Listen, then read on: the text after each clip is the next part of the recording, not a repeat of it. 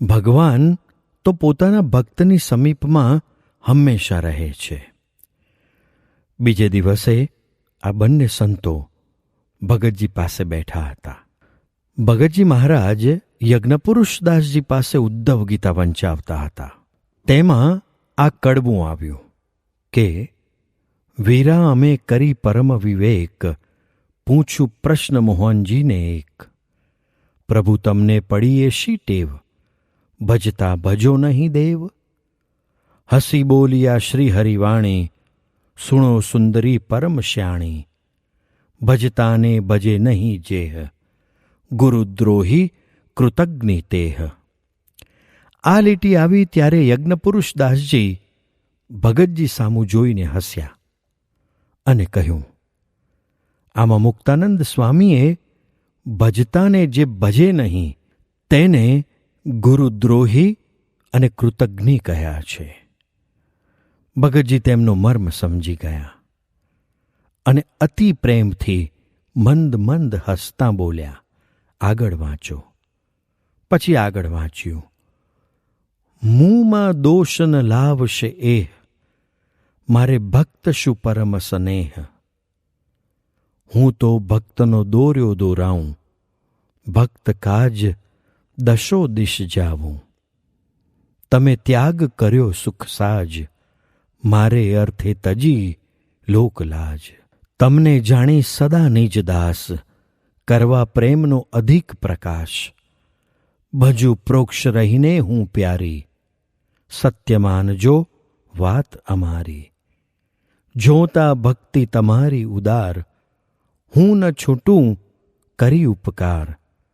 છોડો સાધુપણું સુકુમારી, તો હું છૂટું એ લીધું વિચારી. મુક્તાનંદના વાલાની વાત, સુણી જાણ્યા પ્રીતમ સાક્ષાત. પછી ભગતજીએ વાત કરી. જુઓ, શ્રીકૃષ્ણ ભગવાને ઉદ્ધવજી સાથે ગોપીઓને કહેવરાવ્યું કે ઇન્દ્રિયો, અંતઃકરણ, દેવતા અને જીવ તેના આશ્રયપણે કરીને તમારે સમીપે હું રહ્યો છું. જેમ પંચમહાભૂત બ્રહ્માંડને વિશે રહ્યા છે ને તેના તેજ સર્વના દેહમાં પણ રહ્યા છે, તેમ જે હું આ મથુરામાં રહ્યો છું તે તો જેમ મહાભૂત વિશેષપણે કરીને બ્રહ્માંડને વિશે રહ્યા તેમ રહ્યો છું.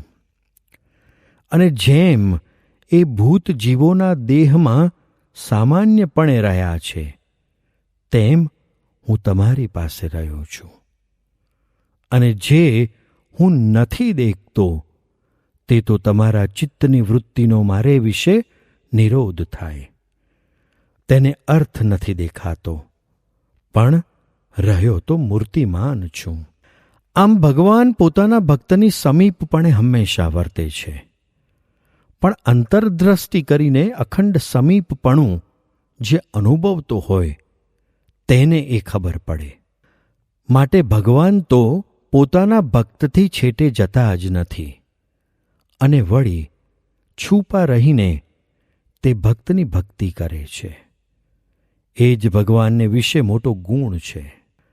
પણ મારી આજ્ઞા લોપી છે તેથી મેં છેટે રાખ્યા છે, નહીં તો પાછા લાવીને 5 દિવસ રાખીને મોકલત.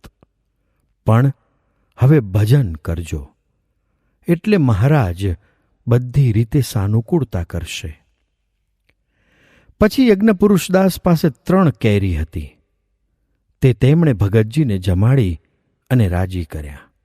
તે દિવસે મંદિરમાં ભગતજીની કેરી પૂરીની રસોઈ હતી. એટલે ભગતજીએ આ 2 સંતોને તથા મંદિરના સંતોને ઘણા જ આગ્રહથી જમાડ્યા. વળી આ 2 સંતોને પણ સર્વ પ્રકારે વાતોથી, દર્શનથી સુખ આપ્યું. એટલે આ 2 સંતો તો કૃતાર્થ થઈ ગયા.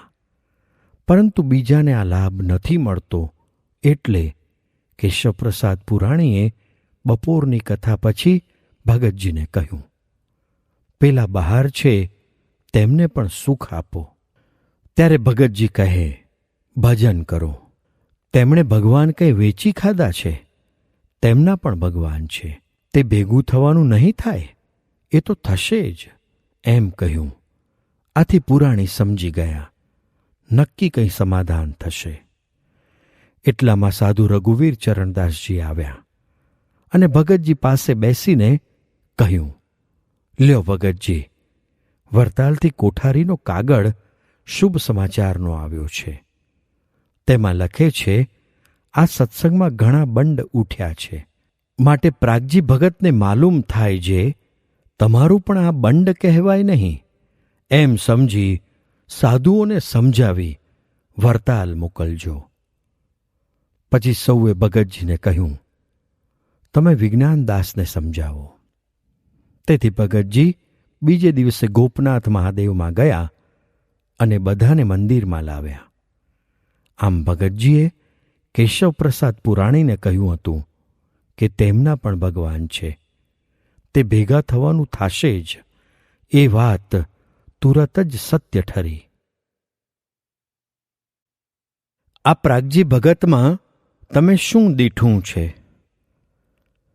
આ બધા સંતો મંદિરમાં આવ્યા ત્યારે મહુવાના હરિભક્તો પણ મંદિરમાં આવ્યા અને સભા સારી થઈ. પ્રાગજી ભગતના મહિમાના પ્રચારથી આ સંતોને વરતાલ છોડવું પડ્યું. એટલે આ સર્વે સંતો પ્રાગજી ભગતને શું સમજે છે અને હરિભક્તો પાસે કેવી રીતે ભગતજીના મહિમાની વાતો કરે છે તે જાણવાની સર્વેને જિજ્ઞાસા થઈ. આથી વિઠ્ઠલભાઈ, ફૂલચંદભાઈ, દામાશેઠ વગેરે ઘણા હરિભક્તો મંદિરમાં આવ્યા અને સભા ચિક્કાર ભરાઈ ગઈ. પછી ફૂલચંદભાઈએ બેચર ભગતને પૂછ્યું, તમે આ પ્રાગજી ભગતને કેવા સમજો છો અને તેમાં તમે શું દીઠું છે તે અમને કહો. ત્યારે બેચર ભગતે કહ્યું, અમે એમને એકાંતિક ભક્ત સમજીએ છીએ. તેમના ઉપર અક્ષર બ્રહ્મ ગુણાતીતાનંદ સ્વામીનો બહુ રાજીપો થયો છે અને અમને પણ એમના પ્રસંગથી સ્વામી શ્રી અક્ષર છે એમ નિશ્ચય થયો છે. વળી એમના સમાગમથી અંતરમાં સુખ વર્તે છે. એટલે ફૂલચંદભાઈએ કહ્યું, તમે તેમના માટે આખો સત્સંગ મૂક્યો તો તે તમને કૂવામાં ન ઉતારે એમ તેમનો વિશ્વાસ તમે કર્યો છે. માટે વચનામૃતની સાખે તમે એમના વિશે જે ઠરાવ કર્યો હોય તે અમને સમજાવો. પછી બેચર ભગત તો કાંઈ બોલ્યા નહીં, પરંતુ નારાયણ ચરણદાસે કહ્યું, ગઢડા પ્રથમ પ્રકરણના 27મા વચનામૃતમાં સત્પુરુષના લક્ષણવાળાનો જે મહિમા કહ્યો છે તેવા લક્ષણવાળા ભગતજીને અમે જાણીએ છીએ. ત્યારે વિઠ્ઠલભાઈએ પૂછ્યું, ગઢડા પ્રથમ પ્રકરણના 27મા વચનામૃતમાં શું કહ્યું છે તે કહો. આ સાંભળી નારાયણ ચરણદાસે ભગતજી સામું જોયું. એટલે ગઢડાના સાધુ ભેગા શાસ્ત્રી યજ્ઞ પુરુષદાસજી બેઠા હતા.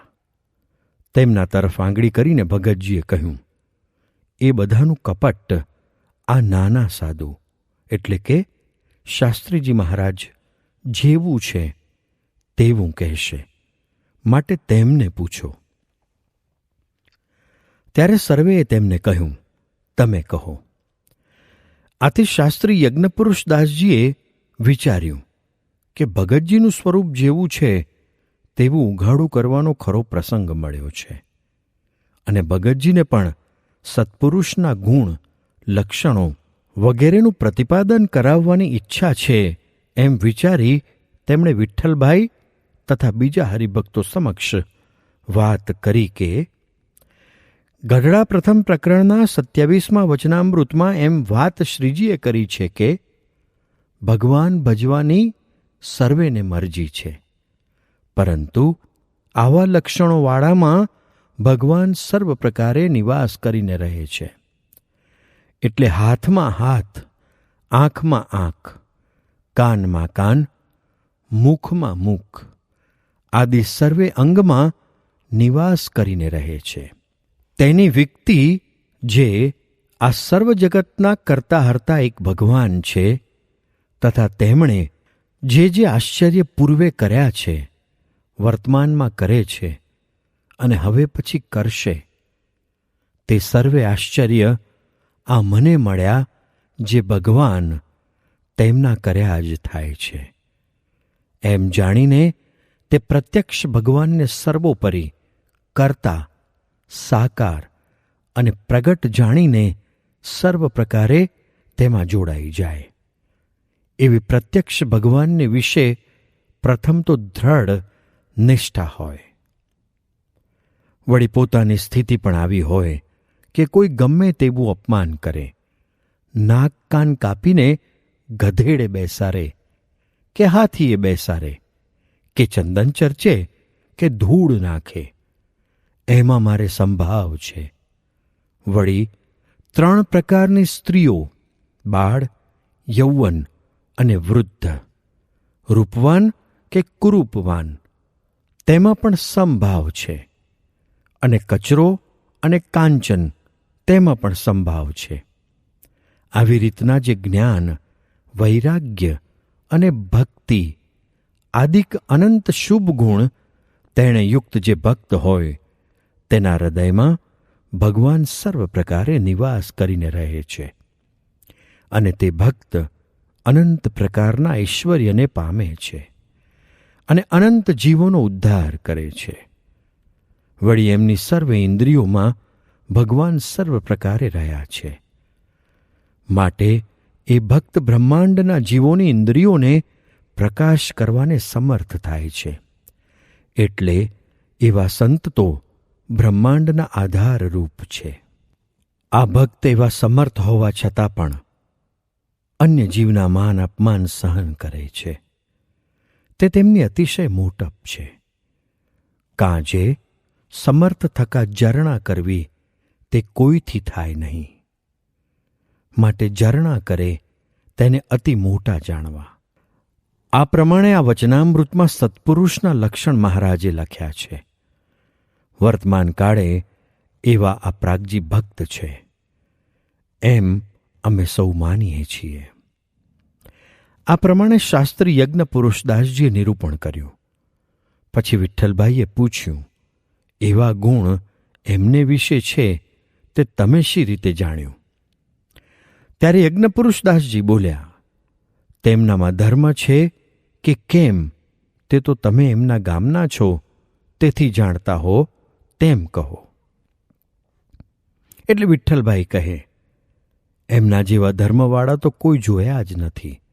કાંજે ગામના વાણિયા, નાગર આદિ ગૃહસ્થોની દેવાંગના જેવી સ્ત્રીઓના કપડાં સીવે છે, પરંતુ લગારે વિકારને પામતા નથી. તેમજ તેમને પણ સ્વામિનારાયણનું ભગવાનપણું કહી સત્સંગી કરે છે. એટલે ગઢડાવાળા સાધુ બોલ્યા, અમને પણ એમ જણાય છે, કારણ કે એમના એકાંત પ્રસંગથી અમારા અંતરનો અધર્મ સર્ગ ઓછો થયો છે. તો પછી તેમનામાં તો વિકાર હોય જ શાનો? પછી યજ્ઞ પુરુષદાસજી બોલ્યા, વળી એ જ્ઞાની પણ છે. તે આખો સત્સંગ કહે છે કે ભગતજી જેવા કોઈ જ્ઞાની નથી. કાંજે તેમનું ગમે તેટલું માન અપમાન થાય છે તો પણ જ્ઞાનની દ્રઢતાથી અપમાન લેશ માત્ર જણાતું નથી. બળી 262 વચનામૃતમાં જેટલા મર્મ, રહસ્ય, અભિપ્રાય, રૂચિ અને સિદ્ધાંત છે તે સર્વે સ્વામી થકી તેમણે સિદ્ધ કર્યા છે. એવી રીતે જ્ઞાની પણ સર્વોપરી છે. હવે વૈરાગ્ય પણ તેમને વિશે છે, કેમ કે તેમને આચાર્ય મહારાજનો કાગળ આવે કે તુરત જ ઘેરથી પ્રયાણ કરે છે. પરંતુ ઘરનું કામ બગડશે કે સુધરશે તે ચિંતા કે ફિકર નહીં કરતાં મહેમાનની પેઠે જ રહે છે અને મહારાજ આજ્ઞા કરે તો આ ક્ષણે ત્યાગી પણ થાય. આ તો તેમની વાત કરી, પરંતુ જે તેમના સંગી છે તેમને પણ એ નિઃસ્પૃહી કરે છે. એટલે એવા ભક્તો ઘણે દૂરથી પણ તેમનું સમાગમ કરવા ઘરની કે વ્યવહારની દરકાર કર્યા વગર દોડાદોડ કરે છે. આવી રીતે ધર્મ, જ્ઞાન અને વૈરાગ્યની વાત થઈ. હવે તેમનામાં શ્રીજીનો નિશ્ચય છે કે નહીં તે તો તમે કહો. એમ કહી યજ્ઞપુરુષદાસજીએ વિઠ્ઠલભાઈ ઉપર જ છેલ્લી જવાબદારી ભગતજીનું એકાંતિકપણું સિદ્ધ કરવાની નાખી. ભગતજી તો આ નાના સાધુની આટલી ચતુરાઈ જોઈ મરક મરક હસતા હસતા ડોલતા હતા. પછી વિઠ્ઠલભાઈ બોલ્યા, નિશ્ચયમાં તો એ પર્વતપ્રાય છે. કાંજે તેમને સત્સંગ બહાર કર્યા ત્યારે પણ અખંડ ભજન કર્યું અને મંદિરના બહારણા આગળ બેસીને પણ સાધુ હરિભક્તોના દર્શન કરતા અને કથા સાંભળતા. વળી કેટલાક નવાને સત્સંગની વાતો કરી સત્સંગી પણ કરતા અને અતિ નમ્રતાથી જ્ઞાન ગરીબી રાખી સર્વને તેમણે રાજી કર્યા છે. માટે શ્રીજીનો સર્વોપરી નિશ્ચય તેમનામાં છે તે કહ્યા સિવાય કેમ ચાલે?